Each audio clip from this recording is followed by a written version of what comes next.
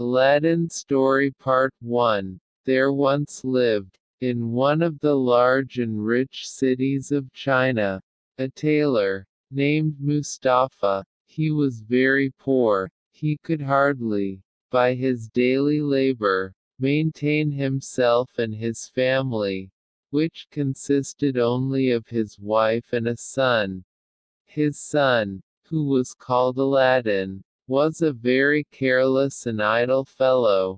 He was disobedient to his father and story of Aladdin mother, and would go out early in the morning and stay out all day, playing in the streets and public places with idle children of his own age. When he was old enough to learn a trade, his father took him into his own shop, and taught him how to use his needle, but all his father's endeavors to keep him to his work were vain, for no sooner was his back turned than he was gone for that day. Mustafa chastised him, but Aladdin was incorrigible, and his father, to his great grief, was forced to abandon him to his idleness, and was so much troubled about him that he fell sick and died in a few months.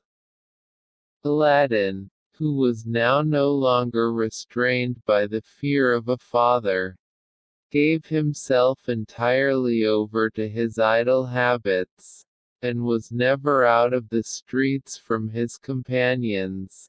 This course he followed till he was 15 years old, without giving his mind to any useful pursuit, or the least reflection on what would become of him, as he was one day playing, according to custom, in the street with his evil associates. A stranger passing by stood to observe him. This stranger was a sorcerer, known as the African magician, as he had been but 2 days arrived from Africa, his native country.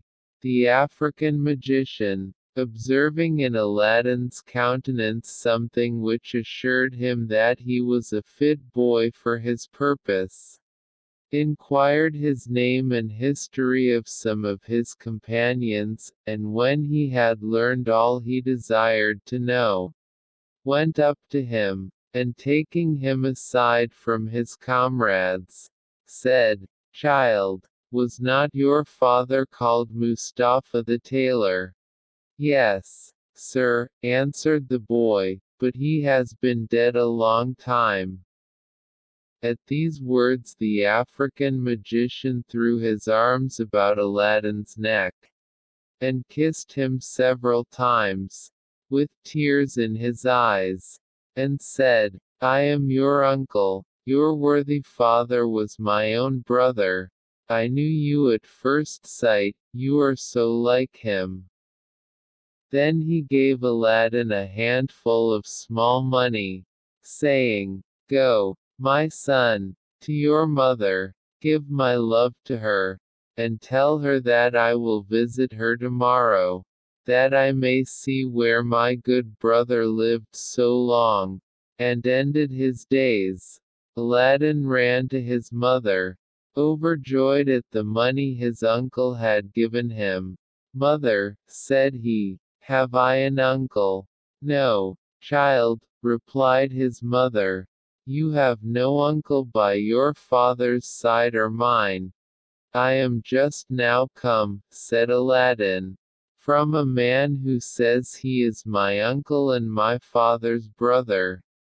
He cried and kissed me when I told him my father was dead, and gave me money, sending his love to you, and promising to come and pay you a visit, that he may see the house my father lived and died in." "Indeed, child," replied the mother, "your father had no brother, nor have you an uncle." The next day the magician found Aladdin playing in another part of the town, and embracing him as before, put 2 pieces of gold into his hand, and said to him, Carry this child to your mother. Tell her that I will come and see her tonight, and bid her get us something for supper, but first show me the house where you live. Aladdin Story Part 2. Aladdin showed the African magician the house, and carried the 2 pieces of gold to his mother, who went out and bought provisions, and, considering she wanted various utensils, borrowed them of her neighbors. She spent the whole day in preparing the supper, and at night, when it was ready, said to her son, "Perhaps the stranger knows not how to find our house, go and bring him. If you meet with him." Aladdin was just ready to go, when the magician knocked at the door, and came in loaded with wine and all sorts of fruits, which he brought for a dessert. After he had given what he brought into Aladdin's hands, he saluted his mother, and desired her to show him the place where his brother Mustafa used to sit on the sofa, and when she had done so, he fell down and kissed it several times, crying out, with tears in his eyes, "My poor brother! How unhappy am I, not to have come soon enough to give you one last embrace." Aladdin's mother desired him to sit down in the same place, but he declined. "No," said he, "I shall not do that, but give me leave to sit opposite to it, that, although I see not the master of a family so dear to me, I may at least behold the place where he used to sit." When the magician had made choice of a place, and sat down, he began to enter into discourse with Aladdin's mother. "My good sister," said he, "do not be surprised at your never having seen me all the time you have been married to my brother Mustafa of happy memory. I have been 40 years absent from this country, which is my native place, as well as my late brother's, and during that time have traveled into the Indies, Persia, Arabia, Syria, and Egypt, and afterward crossed over into Africa, where I took up my abode. At last, as it is natural for a man, I was desirous to see my native country again, and to embrace my dear brother, and finding I had strength enough to undertake so long a journey, I made the necessary preparations, and set out. Nothing ever afflicted me so much as hearing of my brother's death. But God be praised for all things. It is a comfort for me to find, as it were, my brother in a son who has his most remarkable features." The African magician, perceiving that the widow wept at the remembrance of her husband, changed the conversation, and turning toward her son, asked him, "What business do you follow? Are you of any trade?" At this question the youth hung down his head, and was not a little abashed when his mother answered, "Aladdin is an idle fellow. His father, when alive, strove all he could to teach him his trade, but could not succeed, and since his death, notwithstanding all I can say to him, he does nothing but idle away his time in the streets, as you saw him, without considering he is no longer a child, and if you do not make him ashamed of it, I despair of his ever coming to any good. For my part, I am resolved, one of these days, to turn him out of doors, and let him provide for himself." After these words Aladdin's mother burst into tears, and the magician said, "This is not well, nephew, you must think of helping yourself, and getting your livelihood. There are many sorts of trades. Perhaps you do not like your father's, and would prefer another. I will endeavor to help you.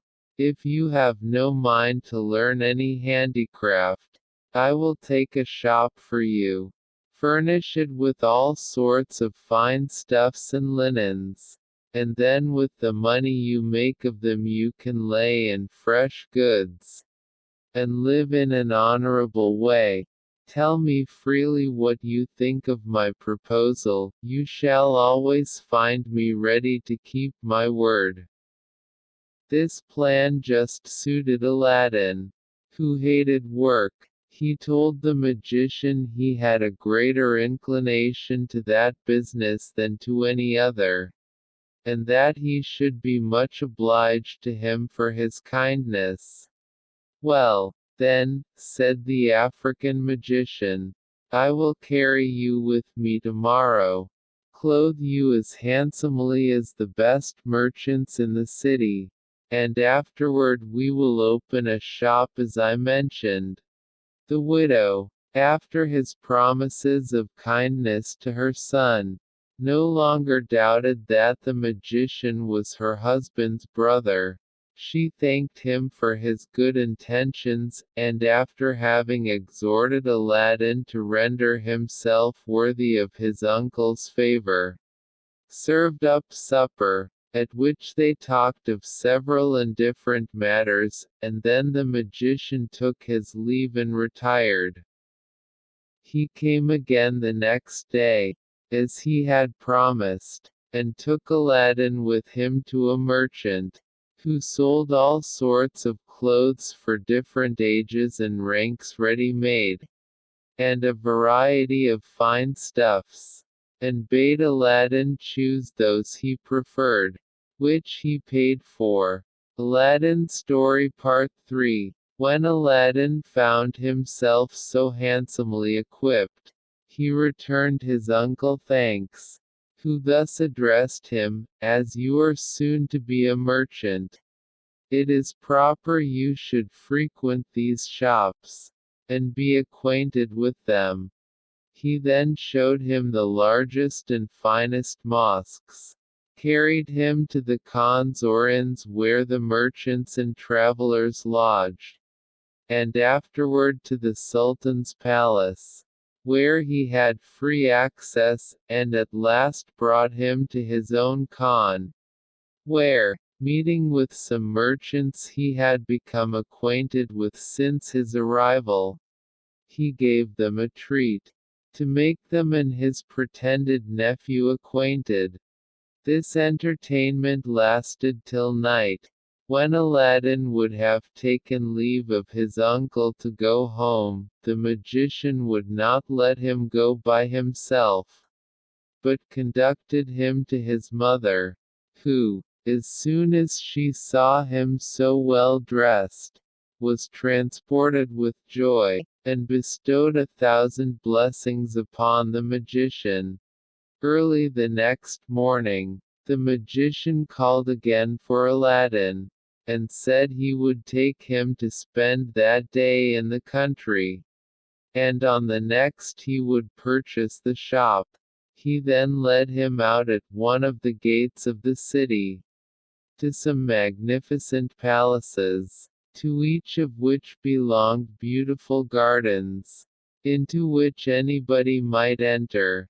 At every building he came to, he asked Aladdin if he did not think it fine, and the youth was ready to answer, when any one presented itself, crying out, "Here is a finer house, uncle, than any we have yet seen."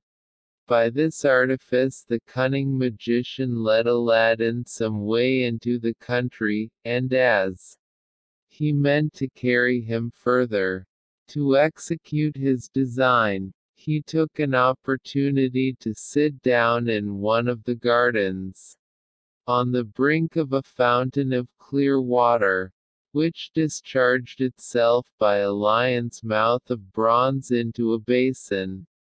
Pretending to be tired, "Come, nephew," said he, "you must be weary, as well as I, let us rest ourselves, and we shall be better able to pursue our walk." The magician next pulled from his girdle a handkerchief with cakes and fruit, and during this short repast he exhorted his nephew to leave off bad company, and to seek that of wise and prudent men, to improve by their conversation, for, said he, you will soon be at man's estate, and you cannot too early begin to imitate their example. When they had eaten as much as they liked, they got up, and pursued their walk through gardens separated from one another only by small ditches, which marked out the limits without interrupting the communication. So great was the confidence the inhabitants reposed in each other. By this means the African magician drew Aladdin insensibly beyond the gardens, and crossed the country till they nearly reached the mountains. At last they arrived between two mountains of moderate height, and equal size, divided by a narrow valley, which was the place where the magician intended to execute the design that had brought him from Africa to China. "We will go no further now," said he to Aladdin. "I will show you here some extraordinary things, which, when you have seen, you will thank me for, but while I strike a light, gather up all the loose dry sticks you can see, to kindle a fire with." Aladdin found so many dried sticks that he soon collected a great heap. The magician presently set them on fire, and when they were in a blaze, threw in some incense, pronouncing several magical words which Aladdin did not understand. He had scarcely done so when the earth opened just before the magician, and discovered a stone with a brass ring fixed in it. Aladdin was so frightened that he would have run away, but the magician caught hold of him, and gave him such a box on the ear that he knocked him down.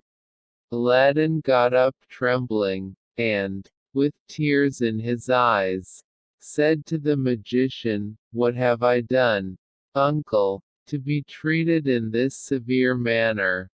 "I am your uncle," answered the magician. "I supply the place of your father, and you ought to make no reply.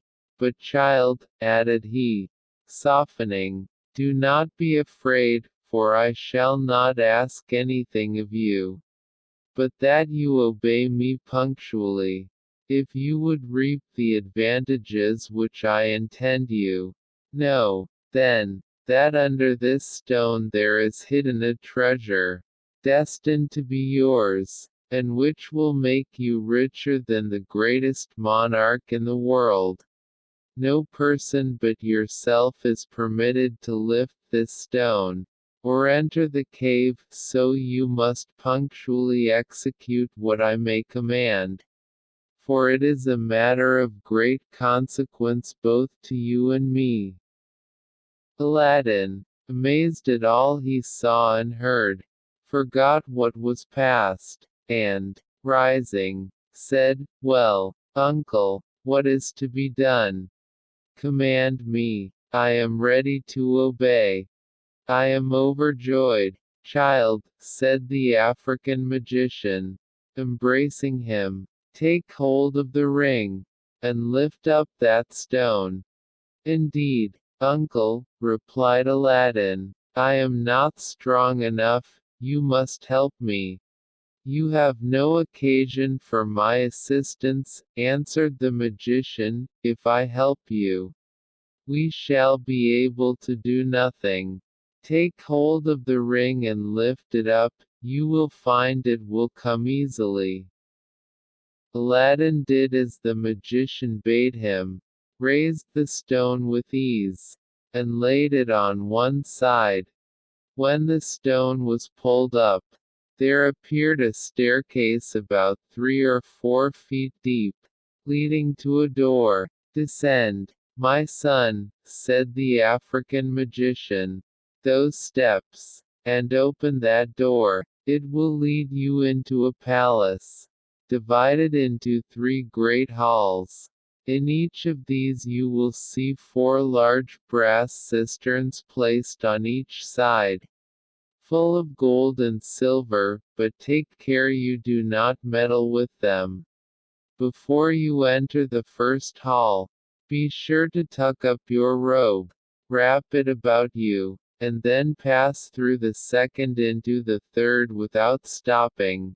Above all things, have a care that you do not touch the walls, so much as with your clothes, for if you do, you will die instantly. At the end of the third hall, you will find a door which opens into a garden, planted with fine trees loaded with fruit. Walk directly across the garden to a terrace, where you will see a niche before you, and in that niche a lighted lamp. Take the lamp down, and put it out. When you have thrown away the wick and poured out the liquor, put it in your waistband and bring it to me. Do not be afraid that the liquor will spoil your clothes, for it is not oil, and the lamp will be dry as soon as it is thrown out." After these words the magician drew a ring off his finger, and put it on one of Aladdin's, saying, "It is a talisman against all evil, so long as you obey me. Go, therefore, boldly, and we shall both be rich all our lives." Aladdin Story Part 4. Aladdin descended the steps, and, opening the door, found the 3 halls just as the African magician had described. He went through them with all the precaution the fear of death could inspire, crossed the garden without stopping, took down the lamp from the niche, threw out the wick and the liquor, and, as the magician had desired, put it in his waistband. But as he came down from the terrace, seeing it was perfectly dry, he stopped in the garden to observe the trees, which were loaded with extraordinary fruit, of different colors on each tree. Some bore fruit entirely white, and some clear and transparent as crystal, some pale red, and others deeper, some green, blue, and purple, and others yellow. In short, there was fruit of all colors. The white were pearls, the clear and transparent, diamonds, the deep red, rubies, the paler, balas rubies, the green, emeralds, the blue, turquoise, the purple, amethysts, and the yellow, topaz. Aladdin, ignorant of their value, would have preferred figs, or grapes, or pomegranates, but as he had his uncle's permission, he resolved to gather some of every sort. Having filled the 2 new purses his uncle had bought for him with his clothes, he wrapped some up in the skirts of his vest, and crammed his bosom as full as it could hold. Aladdin, having thus loaded himself with riches of which he knew not the value, returned through the 3 halls with the utmost precaution, and soon arrived at the mouth of the cave, where the African magician awaited him with the utmost impatience. As soon as Aladdin saw him, he cried out, "Pray, uncle, lend me your hand, to help me out."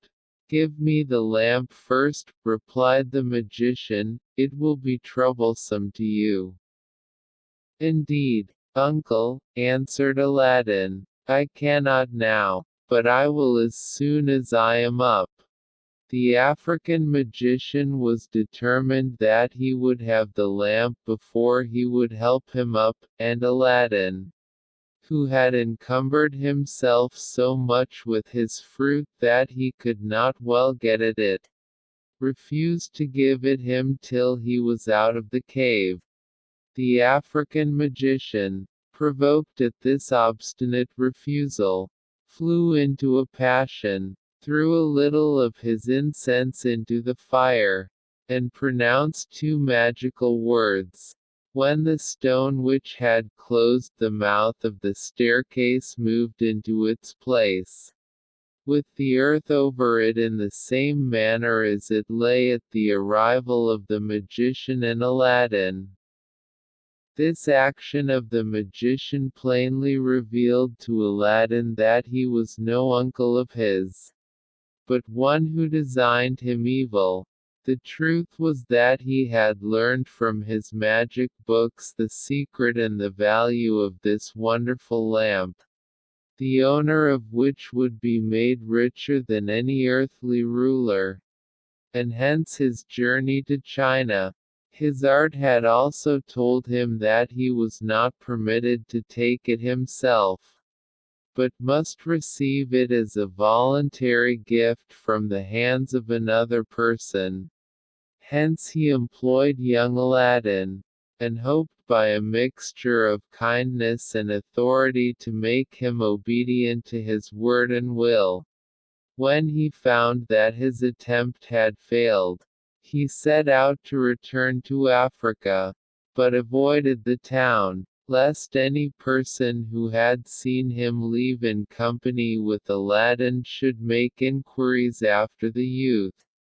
Aladdin, being suddenly enveloped in darkness, cried, and called out to his uncle to tell him he was ready to give him the lamp, but in vain. Since his cries could not be heard, he descended to the bottom of the steps, with a design to get into the palace. But the door, which was opened before by enchantment, was now shut by the same means. He then redoubled his cries and tears, sat down on the steps without any hopes of ever seeing light again, and in an expectation of passing from the present darkness to a speedy death. "In this great emergency," he said, "there is no strength or power but in the great and high God," and in joining his hands to pray he rubbed the ring which the magician had put on his finger. Immediately a genie of frightful aspect appeared, and said, "What wouldst thou have? I am ready to obey thee. I serve him who possesses the ring on thy finger, I and the other slaves of that ring." At another time Aladdin would have been frightened at the sight of so extraordinary a figure, but the danger he was in made him answer without hesitation, "Whoever thou art, deliver me from this place." He had no sooner spoken these words than he found himself on the very spot where the magician had last left him, and no sign of cave or opening, nor disturbance of the earth. Returning God thanks to find himself once more in the world, he made the best of his way home. When he got within his mother's door, the joy to see her and his weakness for want of sustenance made him so faint that he remained for a long time as dead. As soon as he recovered he related to his mother all that had happened to him, and they were both very vehement in their complaints of the cruel magician. Aladdin slept very soundly till late the next morning, when the first thing he said to his mother was that he wanted something to eat. and wished she would give him his breakfast.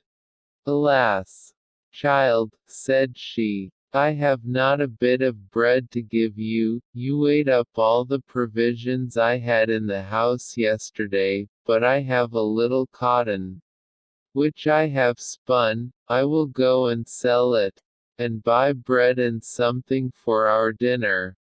"Mother," replied Aladdin, "keep your cotton for another time, and give me the lamp I brought home with me yesterday. I will go and sell it, and the money I shall get for it will serve both for breakfast and dinner, and perhaps supper too."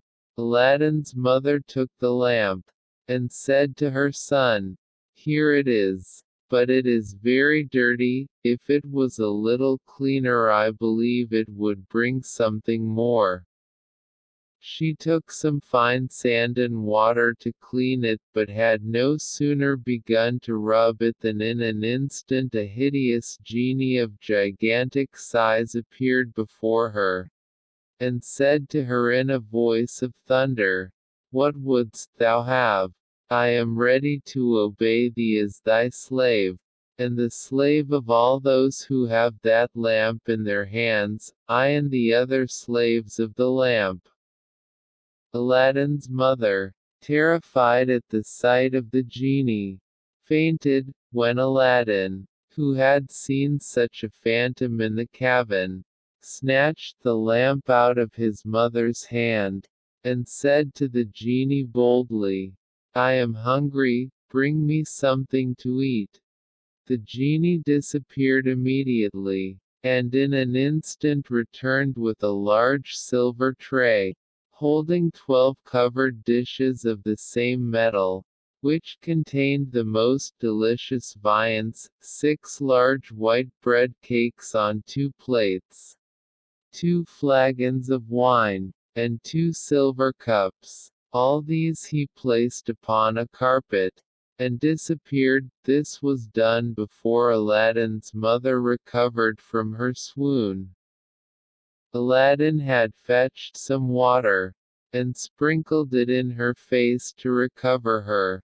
Whether that or the smell of the meat effected her cure, it was not long before she came to herself. "Mother," said Aladdin, "be not afraid, get up and eat. Here is what will put you in heart, and at the same time satisfy my extreme hunger."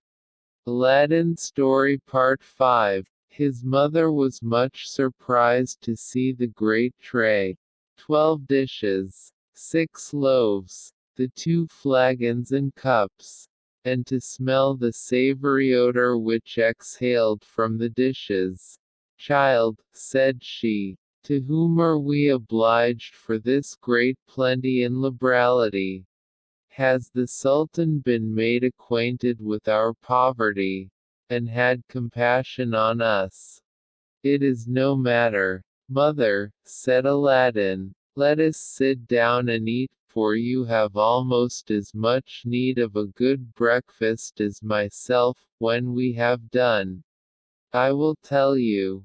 Accordingly, both mother and son sat down, and ate with the better relish as the table was so well furnished.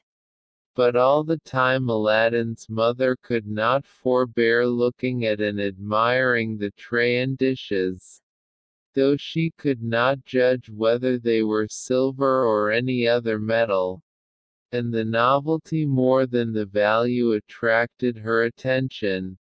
The mother and son sat at breakfast till it was dinner time, and then they thought it would be best to put the 2 meals together, yet after this they found they should have enough left for supper, and 2 meals for the next day.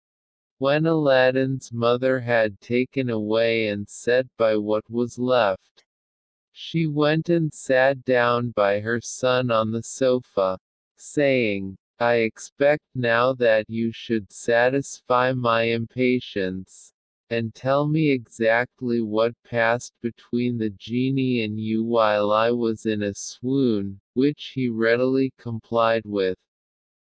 She was in as great amazement at what her son told her as at the appearance of the genie, and said to him, "But, son, what have we to do with genies? I never heard that any of my acquaintance had ever seen one. How came that vile genie to address himself to me, and not to you, to whom he had appeared before in the cave?"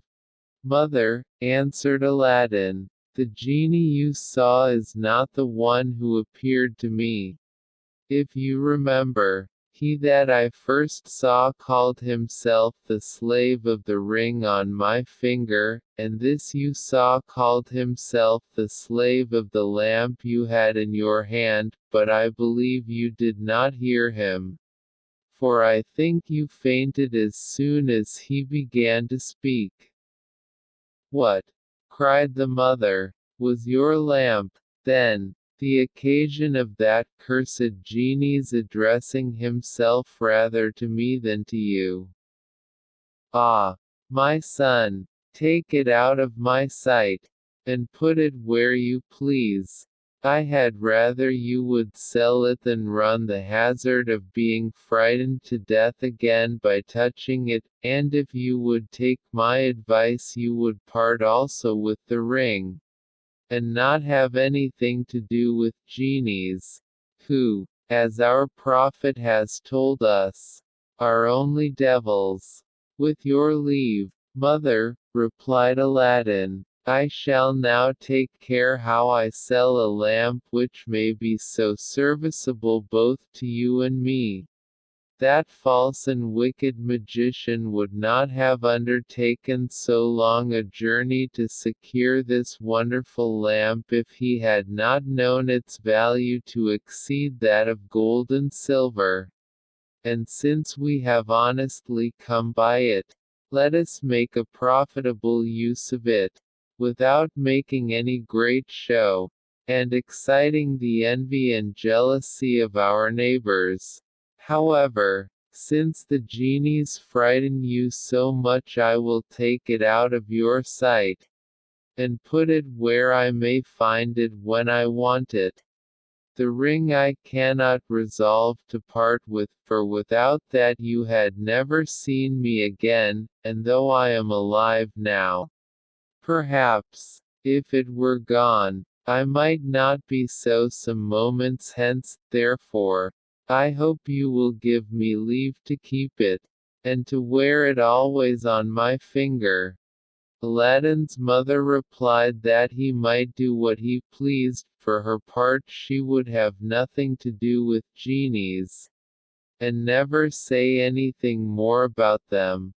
By the next night they had eaten all the provisions the genie had brought, and the next day Aladdin, who could not bear the thought of hunger, putting one of the silver dishes under his vest, went out early to sell it, and addressing himself to a Jew whom he met in the streets, took him aside, and pulling out the plate, asked him if he would buy it.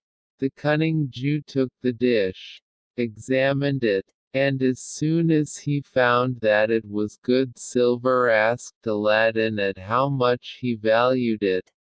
Aladdin, who had never been used to such traffic, told him he would trust to his judgment and honor. The Jew was somewhat confounded at this plain dealing, and doubting whether Aladdin understood the material or the full value of what he offered to sell, took a piece of gold out of his purse and gave it him, though it was but the 60th part of the worth of the plate.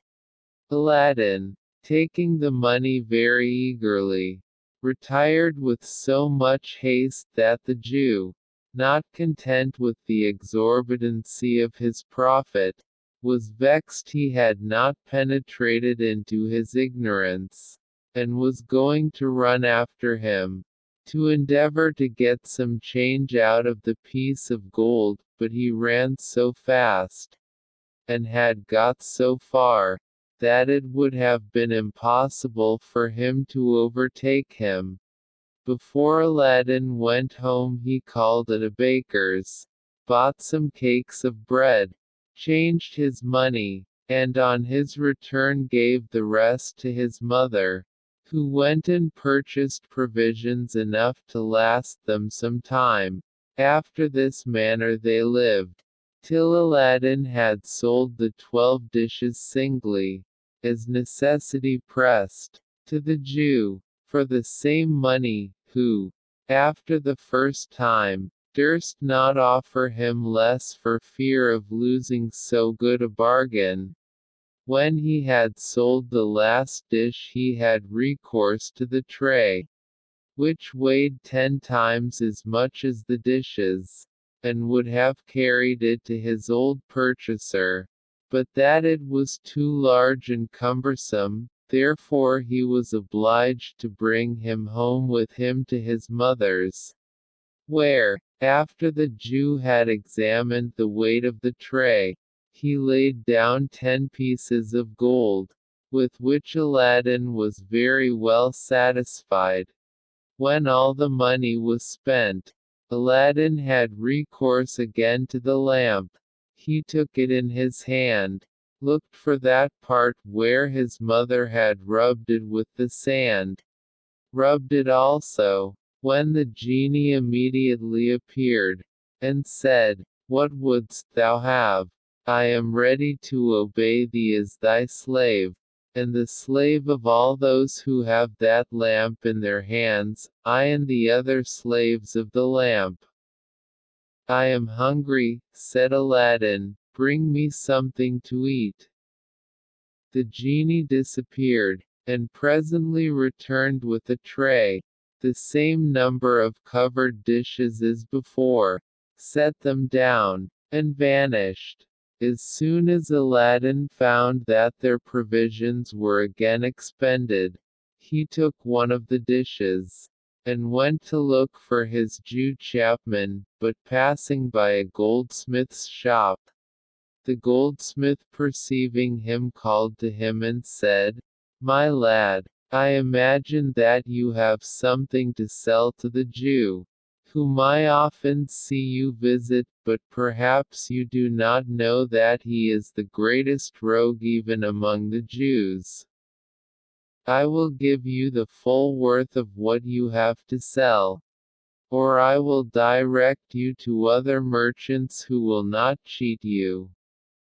This offer induced Aladdin to pull his plate from under his vest and show it to the goldsmith, who at first sight saw that it was made of the finest silver, and asked him if he had sold such as that to the Jew. When Aladdin told him that he had sold him 12 such, for a piece of gold each.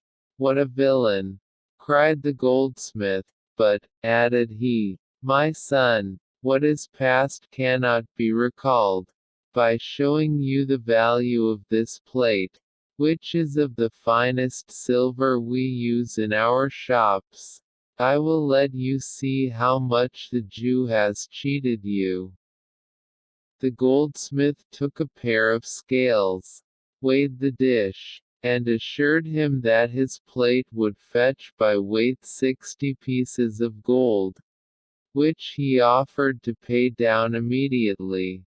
Aladdin thanked him for his fair dealing, and never after went to any other person, though Aladdin and his mother had an inexhaustible treasure in their lamp, and might have had whatever they wished for, yet they lived with the same frugality as before, and it may easily be supposed that the money for which Aladdin had sold the dishes and tray was sufficient to maintain them some time.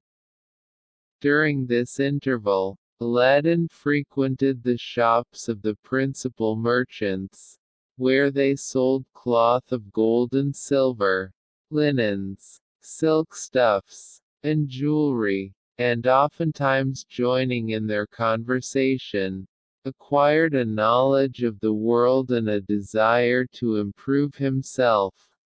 By his acquaintance among the jewelers he came to know that the fruits which he had gathered when he took the lamp were, instead of colored glass, stones of inestimable value, but he had the prudence not to mention this to anyone, not even to his mother. One day as Aladdin was walking about the town he heard an order proclaimed commanding the people to shut up their shops and houses, and keep within doors while the Princess Buddir al-Buddoor, the Sultan's daughter, went to the bath and returned. This proclamation inspired Aladdin with an eager desire to see the princess's face, which he determined to gratify by placing himself behind the door of the bath, so that he could not fail to see her face. Aladdin had not long concealed himself before the princess came. She was attended by a great crowd of ladies, slaves, and mutes, who walked on each side and behind her. When she came within 3 or 4 paces of the door of the bath, she took off her veil, and gave Aladdin an opportunity of a full view of her face. The princess was a noted beauty, her eyes were large, lively, and sparkling, her smile bewitching, her nose faultless, her mouth small, her lips vermilion. It is not therefore surprising that Aladdin, who had never before seen such a blaze of charms, was dazzled and enchanted. After the princess had passed by, and entered the bath, Aladdin quitted his hiding place and went home. His mother perceived him to be more thoughtful and melancholy than usual, and asked what had happened to make him so, or if he was ill. He then told his mother all his adventure, and concluded by declaring, "I love the princess more than I can express, and am resolved that I will ask her in marriage of the Sultan." Aladdin's mother listened with surprise to what her son told her, but when he talked of asking the princess in marriage, she laughed aloud. "Alas, child," said she, "what are you thinking of? You must be mad to talk thus." "I assure you, mother," replied Aladdin, "that I am not mad, but in my right senses. I foresaw that you would reproach me with folly and extravagance, but I must tell you once more that I am resolved to demand the princess of the Sultan in marriage. Nor do I despair of success. I have the slaves of the lamp and of the ring to help me, and you know how powerful their aid is. And I have another secret to tell you, those pieces of glass, which I got from the trees in the garden of the subterranean palace, are jewels of inestimable value, and fit for the greatest monarchs. All the precious stones the jewelers have in Baghdad are not to be compared to mine for size or beauty, and I am sure that the offer of them will secure the favor of the Sultan. You have a large porcelain dish fit to hold them, fetch it, and let us see how they will look, when we have arranged them according to their different colors." Aladdin Story Part 6. Aladdin's mother brought the china dish. When he took the jewels out of the 2 purses in which he had kept them, and placed them in order according to his fancy, but the brightness and luster they emitted in the daytime, and the variety of the colors, so dazzled the eyes both of mother and son that they were astonished beyond measure. Aladdin's mother, emboldened by the sight of these rich jewels, and fearful lest her son should be guilty of greater extravagance, complied with his request, and promised to go early in the next morning to the palace of the Sultan. Aladdin rose before daybreak, awakened his mother, pressing her to go to the Sultan's palace, and to get admittance, if possible, before the Grand Vizier. The other viziers, and the great officers of state went in to take their seats in the divan, where the Sultan always attended in person. Aladdin's mother took the china dish, in which they had put the jewels the day before, wrapped it in 2 fine napkins, and set forward for the Sultan's palace. When she came to the gates, the Grand Vizier, the other viziers, and most distinguished lords of the court were just gone in, but notwithstanding the crowd of people was great, she got into the divan, a spacious hall, the entrance into which was very magnificent. She placed herself just before the Sultan, Grand Vizier, and the great lords, who sat in council on his right and left hand.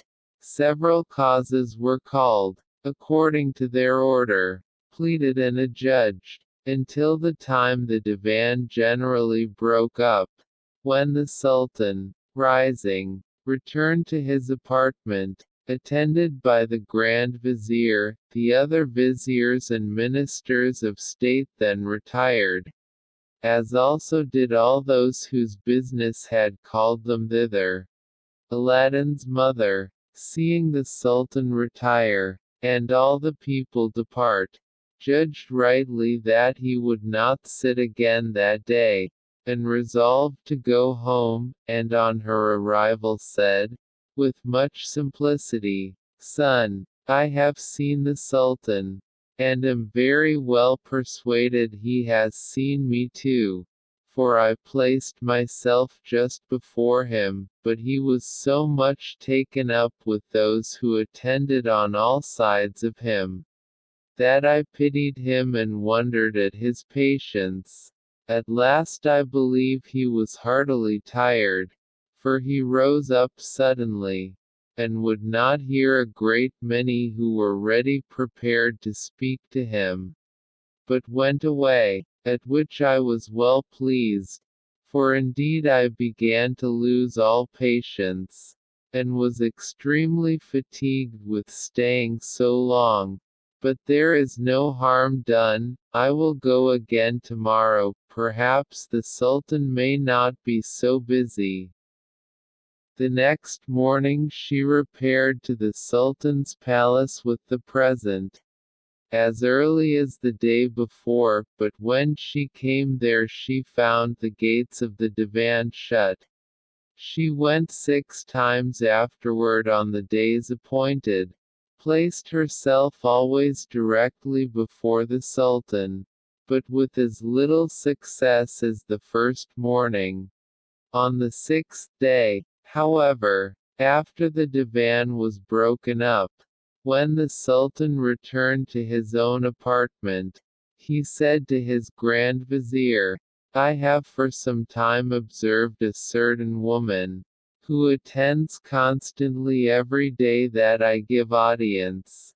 With something wrapped up in a napkin, she always stands up from the beginning to the breaking up of the audience, and affects to place herself just before me.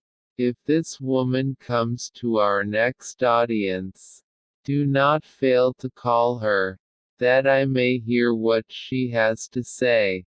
The Grand Vizier made answer by lowering his hand, and then lifting it up above his head, signifying his willingness to lose it if he failed. On the next audience day, when Aladdin's mother went to the divan, and placed herself in front of the Sultan as usual. The Grand Vizier immediately called the chief of the mace-bearers, and, pointing to her, bade him bring her before the Sultan. The old woman at once followed the mace-bearer, and when she reached the Sultan, bowed her head down to the carpet which covered the platform of the throne, and remained in that posture till he bade her rise, which she had no sooner done than he said to her, "Good woman, I have observed you to stand many days, from the beginning to the rising of the divan. What business brings you here?" After these words, Aladdin's mother prostrated herself a second time, and, when she arose, said, "Monarch of monarchs, I beg of you to pardon the boldness of my petition, and to assure me of your pardon and forgiveness." "Well," replied the Sultan, "I will forgive you, be it what it may, and no hurt shall come to you. Speak boldly." When Aladdin's mother had taken all these precautions for fear of the Sultan's anger, she told him faithfully the errand on which her son had sent her, and the event which led to his making so bold a request in spite of all her remonstrances. The Sultan hearkened to this discourse without showing the least anger, but, before he gave her any answer, asked her what she had brought tied up in the napkin. She took the china dish, which she had set down at the foot of the throne, untied it, and presented it to the Sultan. The Sultan's amazement and surprise were inexpressible when he saw so many large, beautiful, and valuable jewels collected in the dish. He remained for some time lost in admiration. At last, when he had recovered himself, he received the present from Aladdin's mother's hand, saying, "How rich! How beautiful!" After he had admired and handled all the jewels one after another, he turned to his Grand Vizier, and, showing him the dish, said, "Behold, admire, wonder, and confess that your eyes never beheld jewels so rich and beautiful before." The vizier was charmed. "Well," continued the Sultan, "what sayest thou to such a present? Is it not worthy of the princess my daughter? And ought I not to bestow her on one who values her at so great a price?" "I cannot but own," replied the Grand Vizier, "that the present is worthy of the princess, but I beg of your Majesty to grant me 3 months before you come to a final resolution.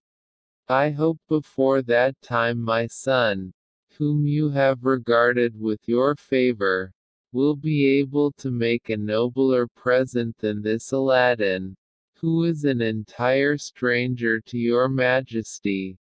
The Sultan granted his request, and he said to the old woman, "Good woman, go home, and tell your son that I agree to the proposal you have made me, but I cannot marry the princess my daughter for 3 months.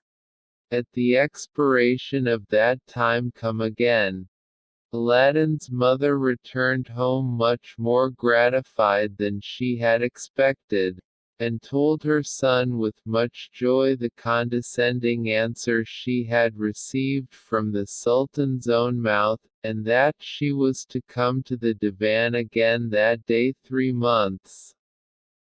Aladdin thought himself the most happy of all men at hearing this news, and thanked his mother for the pains she had taken in the affair, the good success of which was of so great importance to his peace that he counted every day, week, and even hour as it passed.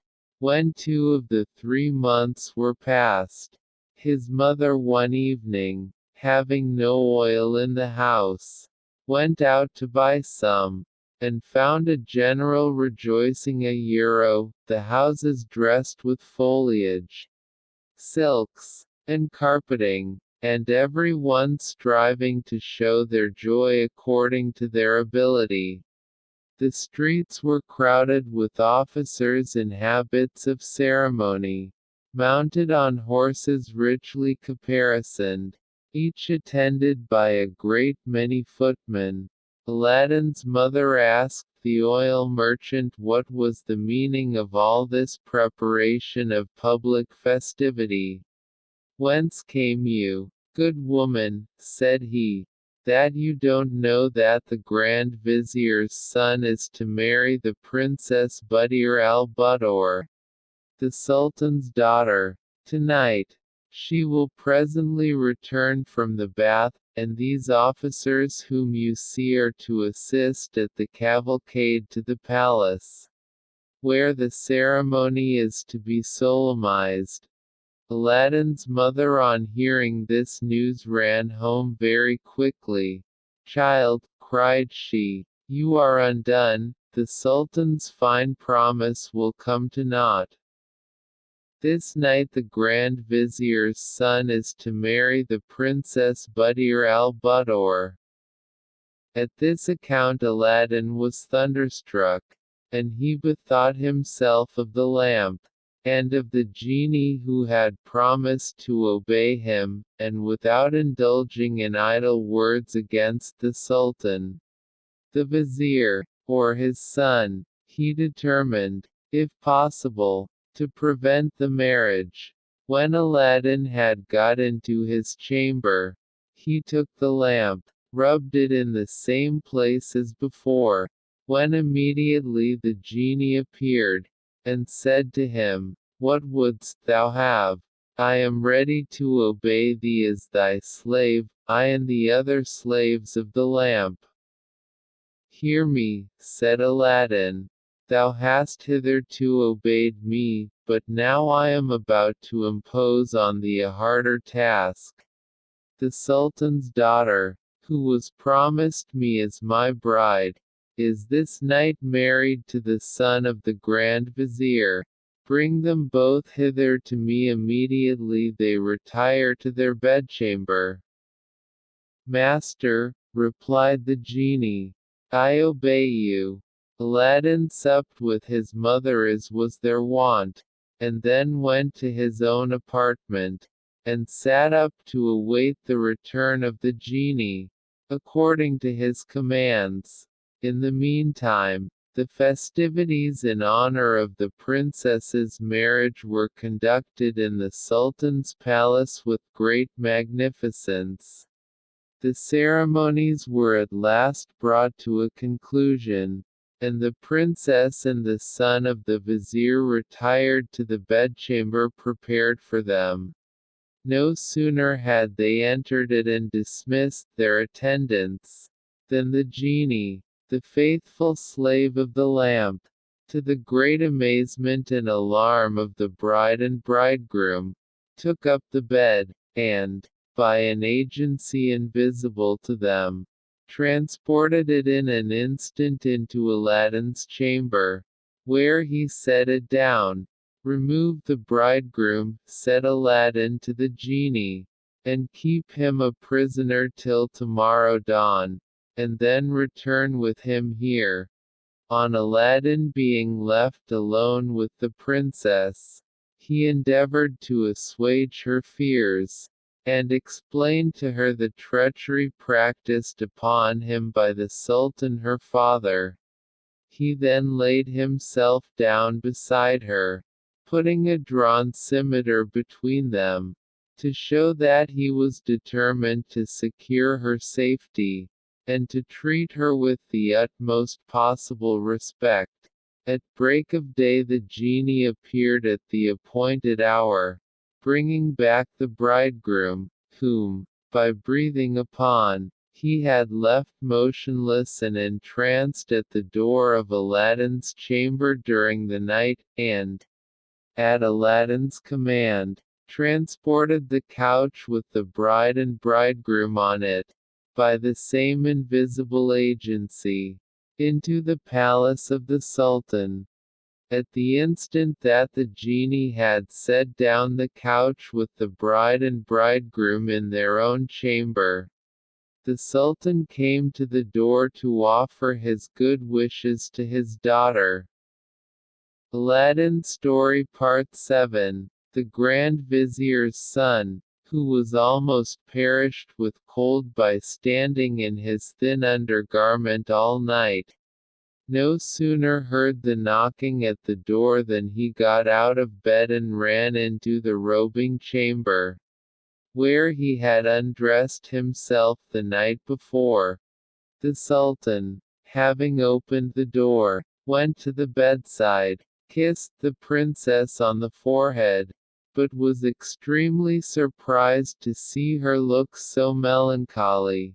She only cast at him a sorrowful look, expressive of great affliction. He suspected there was something extraordinary in this silence, and thereupon went immediately to the Sultaness's apartment, told her in what a state he found the princess, and how she had received him.